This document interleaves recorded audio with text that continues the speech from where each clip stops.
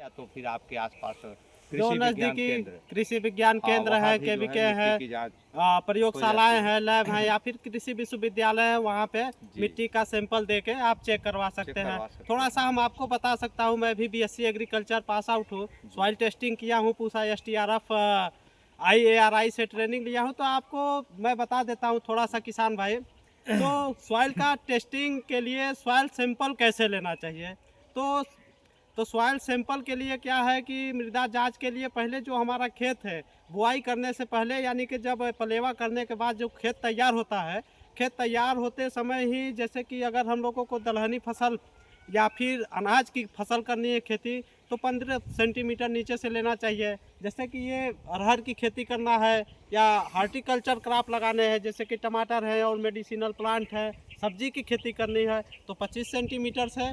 और इसके जैसे कि बागवानी लगाना है, कटहर है, आंवला है, आम है, अमरूद है, बगीचे लगाने हैं, तो उसके लिए 1 मीटर के गड्ढे से लेना चाहिए। तो किसान भाइयों का प्रश्न रहता है कि किस प्रकार से मिट्टी लें, सैंपल कैसे लें। जी, होता है कि नहीं, आप फील्ड में, हमारे मास्टर ट्रेनर भी हैं सर नमामि गंगे की तरफ से, तो ये क्वेश्चन होता है। जी, तो उसके लिए भी आकार के गड्ढे और यू आकार के गड्ढे बना लेना चाहिए।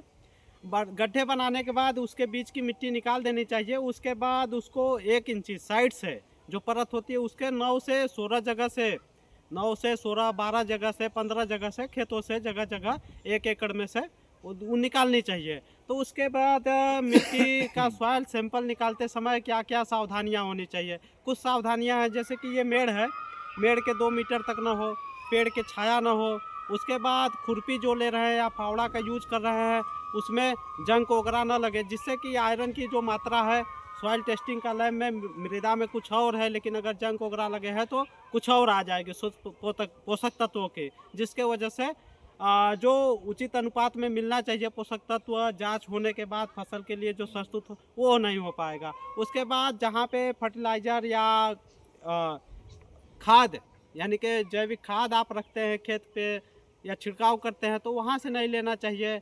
जहाँ पे छायादार वृक्ष है उसके नीचे से नहीं लेना चाहिए। जहाँ पे या जल भराव, यानी वाटर लॉगिंग की समस्या होती है या जल भराव होता होगा, वहाँ से नहीं लेना चाहिए। जी। कोई ये कुछ दिशा निर्देशों का भी पालन करना चाहिए। इस प्रकार से सॉइल चलिए सैंपल को लेना इस चाहिए। पे एक अलग से वीडियो बना करके आप ये भेज दीजिएगा, क्योंकि वीडियो लंबा हो रहा है, इससे जी जी किसान जी। भाई। तो इसके बाद खसरा खतौनी, अपना किसान का जी, नाम, आधार कार्ड नंबर लिख के उसको सैंपल भेज देना चाहिए। तो 9 से 16 जगह निकालने पर मिट्टी ज़्यादा होगी तो उसको गोला करना चाहिए। गोला करने के बाद अलग अलग मिट्टी, अगर ज़्यादा गीला है तो उसको छाँव में सुखाना चाहिए, धूप में नहीं सुखाना है। 4 भाग करना चाहिए, आमने सामने के भाग हटाने चाहिए। तिर्यक स्थान पे गुणित में आमने सामने के हटा के, इस प्रकार से जब तक कि आधा किलो मिट्टी हो जाए उसको लैब के लिए भेज देना चाहिए। धन्यवाद। जय हिंद, जय भारत।